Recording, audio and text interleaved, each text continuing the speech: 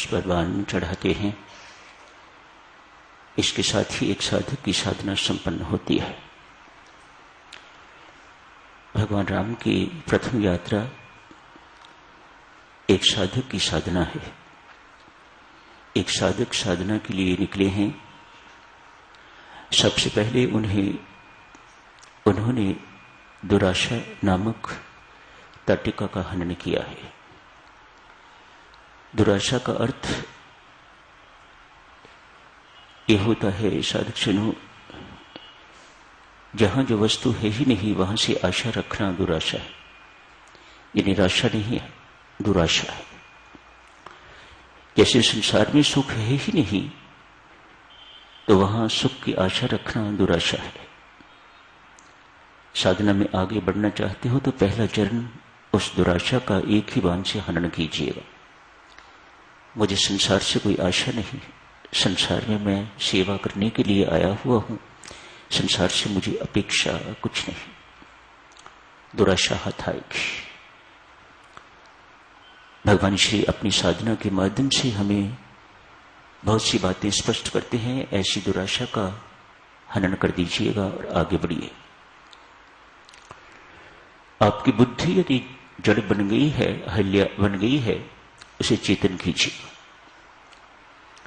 भगवान से, भगवान के चरणों से, भगवान के नाम से प्रीति करके तो अपनी जड़ बुद्धि को, विषयासक्त बुद्धि को चेतन कीजिए। अहल्या का उद्धार। 2 चरण। तीसरा चरण, भगवान शिव के धनुष का भंग कर दीजिएगा। अभिमान को तोड़िए, कर्तापन का अभिमान तोड़िए, देह अभिमान तोड़िए। तो इसके साथ ही साधना का तीसरा चरण भी समाप्त होता है। व्यक्ति अब अंतिम चरण में प्रवेश करता है। कल आप जी से अर्ज की थी, जब तक ये अभिमान रूपी धनुष टूटता नहीं, सीता वरमाला नहीं डालती, भक्ति वरमाला नहीं डालती। भक्ति से परिणय तभी होगा जब आपका देह अभिमान मरेगा, जब आप में से कर्तव्यपन का अभिमान मरेगा, जब आप पूर्णतया परमात्मा को समर्पित हो जाएंगे। मैं तेरी इच्छा का एक वाहक हूं, एक यंत्र हूं परमात्मा। मैं अपनी इच्छा से, अपनी शक्ति से कुछ नहीं कर सकता। आदमी निस्साधन हो जाता है, शक्तिहीन, बलहीन, धनहीन हो जाता है, तो भक्ति वरमाला डालती है, तो भक्ति आपको अपनाती है। बिन भक्ति के शांति नहीं, कल स्वामी जी महाराज ने ऐसा फरमाया था। एक चीज बाकी रह गई है साधक, जो आज पूरी हुई। परशुराम जी पधारे हैं, उनके पास भगवान विष्णु का धनुष कहा जाता है। ये धनुष बड़ा अद्भुत सा है। परशुराम को पता है कि ये धनुष स्वयं भगवान के, स्वयं परमात्मा के, इसे कोई चढ़ा नहीं सकता। आज अंतिम प्रमाण हुआ, धनुष अपने आप ही प्रभु राम की ओर खिसक जाता है। चित्त जब बिना प्रयास, बिना अनायास परमेश्वर के सिमरन में लग जाए तो ये साधना की अंतिम सीमा है, चरम सीमा।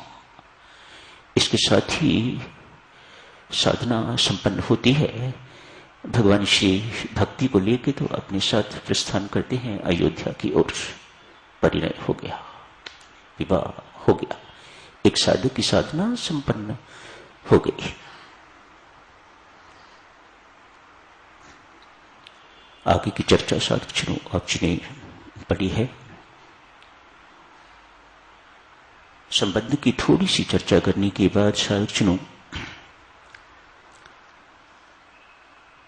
एक सप्ताह गुरदासपुर रह के आया हूं, एक दिन वर्षा वहां नहीं हुई। Gurdaspur is surrounded by 3 reverse. Ravi है, सतलुज है, व्यास। शनिवार सुबह मूसलाधार वर्षा हुई तो लोगों ने परमेश्वर का असंख्य बार धन्यवाद किया कि इस इलाके में बारिश हुई है। यहां बारिश थमने में नहीं आ रही। आज सुबह ही मुझे पेपर में पढ़ता नहीं इतना ध्यान से, आज सुबह ही मुझे ये सूचना मिली है, बुखार डेंगू फीवर जिसे कहा जाता है वह इतना फैल चुका है कि अस्पतालों में दाखिला नहीं मिल रहा, जगह नहीं है। ये सिचुएशन शायद चुनो दिल्ली में ही है। ऐसा लगता है कि दिल्ली पर प्रकृति अति कोपायमान है। कारण वह जाने, परमात्मा जाने, हम अल्पबुद्धि खोज करने पर भी खोज नहीं सकेंगे और हमें खोजने की कोई इच्छा भी नहीं है। 2-4 मिनट के लिए साधक सुनो, संबंध की चर्चा करके जो कल शुरू की थी, उसके बाद आज फिर आप सब सामूहिक प्रार्थना के लिए बैठिए। शेष समय सामूहिक प्रार्थना कीजिए परमात्मा के दरबार में। देवियों सज्जनों, इससे अधिक हमें कुछ करना नहीं आता, इससे अधिक हम कुछ कर नहीं सकते। किसी का बुखार अपने ऊपर नहीं ले सकते। जो फ्लड से, जो दूसरे कारणों से दुखी हैं, ग्रस्त हैं, उनका दुख भी हम बांट नहीं सकते। पैसा भेज दोगे, क्या पता है पैसा उन्हें मिलता भी है कि नहीं मिलता, रोटी रोजी उन्हें मिलती भी है कि नहीं मिलती, लेकिन परमेश्वर के दरबार में आपकी की हुई पुकार जरूर सुनी जाएगी। केवल वही है इस वक्त जो सहाय हो सकता है, केवल वही है जो क्षमावान है। वह क्षमा करे हमारे पाप अपराध, तो ही बेड़ा पार होगा। अतएव हम भौतिक साधनों पर ना निर्भर करके तो परमात्मा रूपी साधन पर, उस पर निर्भर करते हैं, वही भरोसेमंद है। तो थोड़े समय के लिए साधक श्री जो कल संबंध की चर्चा शुरू की थी, ईश्वर से नाता क्यों स्थापित किया जाए। सखियों ने मन ही मन संकल्प किया है, जनक प्रवासियों ने संकल्प किया है, काश हमारी जनक नंदिनी का विवाह इस राजकुमार से हो जाए। प्रभु राम के सौंदर्य पर सारी मिथिला मुग्ध है। सहसा मन से ये प्रार्थना निकल रही है। सखियां आपस में बैठी हुई यही चर्चा कर रही हैं। एक सखी ने कहा, प्रार्थना तो हम कर रही हैं कि ये विवाह हो जाए, परमात्मा के साथ तो देवियों संबंध स्वयं जोड़ना चाहिए। सीता का तो जुड़ जाएगा, हमारे संबंध का क्या होगा। ये सखी बहुत सुंदर बात कहती है। सखियों, इनको देख के ऐसा नहीं लगता कि इनके साथ कभी सीधा संबंध स्थापित नहीं करना। इनके साथ जब भी संबंध स्थापित करना हो, सीता के माध्यम से करना चाहिए। सीता का संबंध स्थापित हो गया तो हमारा संबंध अपने आप स्थापित हो जाएगा। ये मिथिला नगरी के जमाई बन जाएंगे, हमारे जीजा बन जाएंगे, हमारे साथ अपने आप इनका संबंध जो है वह जुड़ जाएगा। सीता अर्थात भक्ति के माध्यम से। भगवान श्री घोषणा करते हैं, मुझे कुल जाति पद प्रतिष्ठा धन, कितना धनवान है, कितना कैसा है, मुझे इससे कोई सरोकार नहीं। शबरी जब फरियाद करती है, मेरे राम आप जितने बड़े मैं उतनी छोटी, जितने आप गुणवान उतनी मैं गुणहीन, मेरे अंदर दुर्गुण ही दुर्गुण है, मेरे पास किसी प्रकार का कोई गुण नहीं, न मैं शक्ल की अच्छी, न मैं अक्ल की अच्छी, वृद्धा मुख पर झुर्रियां पड़ी हैं, न मैंने जीवन में कोई तप त्याग किया है, मेरे पास कुछ नहीं। मेरे ऊपर आप रीझोगे तो किस बात पर रीझोगे, मेरा और आपका कोई साम्य नहीं है। यहां भगवान श्री कहते हैं, हे भामिनी अर्थात सुंदर नारी, भामिनी अर्थात सुंदर नारी, तो किन बातों की बात कर रही है? उनकी जिनकी मेरे अंदर कोई कंसिडरेशन नहीं, मैं उनकी तरफ देखता तक नहीं। मेरा नाता तो एक ही है और वह है भक्ति का नाता। भगवान श्री वहां इस बात को पुष्ट करते हैं। लंका नगरी महान नगरी, बड़ी नगरी, संपन्न नगरी। लंकापति रावण वहां के महाराजा, उनकी सगी बहन शूर्पणखा,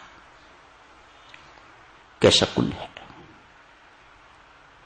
सामान्य व्यक्ति विवाह इत्यादि के वक्त यही देखता है ना, कुल कैसा है, वहां से दहेज कितना मिलेगा इत्यादि इत्यादि, ये सब चीजें देखता है। भगवान श्री यहां भी स्पष्ट करते हैं, वे नारी अपने आप को सुंदर है नहीं, राक्षसी है, लेकिन सुंदर प्रकट कर रही है, अपने आप को सुंदर बना के तो भगवान के सामने लाई है। लंका के राजाधिराज की बहन, ब्राह्मण कुल, विश्रवा मुनि की पुत्री, कितने सारे गुण हैं। आज विवाह का प्रस्ताव रखा है, भगवान ने अस्वीकार कर दिया। क्यों? वह सीता को मार के विवाह करना चाहती है, सीता की उपेक्षा करके, भक्ति की उपेक्षा करके तो राम से विवाह करना चाहती है। राम ऐसा संबंध स्वीकार नहीं करते हैं, क्रूप बना दिया उसे। तेरी धारणा, तेरी विचारधारा ही ठीक नहीं है, उसे क्रूप बना दिया। तो रूपवती नहीं, असली रूप तेरा ये है। भगवान संबंध जोड़ते हैं देवियों सज्जनों भक्ति के माध्यम से। लक्ष्मण एवं भरत, यदि इन्होंने भगवान के साथ भक्ति का संबंध न जोड़ा हुआ होता, यदि ये सेवक न बने हुए होते, तो भाई के नाते इनका नाम तक कोई न जानता। ये भक्ति की महिमा है, सेवकाई की महिमा है। प्रभु राम की एक बहन भी थी, शांता, ऋषि श्रृंगी से ब्याही हुई, किसी ने नाम तक नहीं सुना, कभी नाम किसी के मुख पर नहीं आता, अपनी घर गृहस्थी में व्यस्त है। उसने राम से नाता होते हुए भी नाता परमात्मा से नहीं जोड़ा, जैसा लक्ष्मण एवं भरत ने जोड़ा। जितने मंदिर देवियों हनुमान जी महाराज के, इतने प्रभु राम के नहीं। ये भक्ति की महिमा है, सेवकाई की महिमा है। किसी एक पत्थर पर लाल रंग कर दिया, आप झट से आकर्षित होते हैं, हनुमान जी महाराज उन्हें मत्था टेक देते हैं। वहां पर राम का होना जरूरी नहीं, लेकिन राम दरबार है तो वहां हनुमान जी महाराज होंगे ही होंगे। किसी मंदिर में जाके देख लो आप, जहां राम दरबार है वहां हनुमान जी होंगे ही होंगे, लेकिन जहां हनुमान जी हैं वहां राम जी का होना जरूरी नहीं है। वहां नहीं, अकेले हनुमान जी महाराज का मंदिर देखिएगा आप, वहां राम की मूर्ति साथ नहीं है, सीता की मूर्ति साथ नहीं है। ये भक्ति की महिमा है, सेवकाई की महिमा है। परमेश्वर से साधु संबंध जोड़ना है तो भक्ति के माध्यम से जोड़िएगा। यही एक माध्यम, सही माध्यम है। 2-4 मिनट हैं साधक जनों, और थोड़े समय के लिए परमेश्वर के दरबार में सब मिलकर सामूहिक प्रार्थना करते हैं। परमात्मा यहाँ के निवासियों के दुख हरे, कृपा करे। जिस प्रकार से भी वह करना चाहता है कृपा करे, किसी भी प्रकार से करे। जो कुछ भी वह करना चाहता है, वर्षा बंद करके करना चाहता है, बीमारी जो आई है उसे दूर करके करना चाहता है, जिस ढंग से करना चाहता है, परमात्मा कृपा करे। आज परमेश्वर के दरबार में सब गिड़गिड़ा के तो यहाँ के निवासियों के लिए, विशेषतः यहाँ के निवासियों के लिए कृपा मांगिएगा।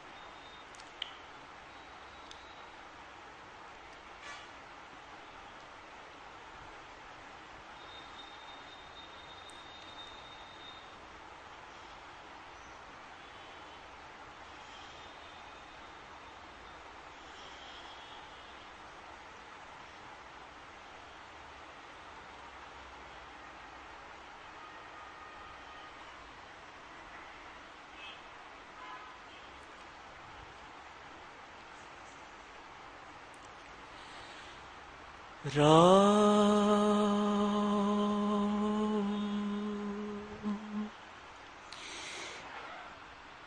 एक एक अमृतवाणी का पाठ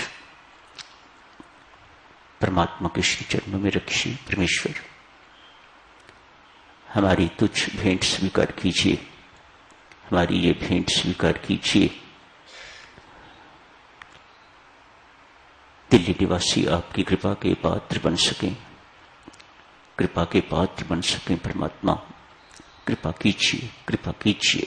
एक एक अमृतवाणी का पाठ जरूर परमात्मा को समर्पित कीजिएगा आज। धन्यवाद।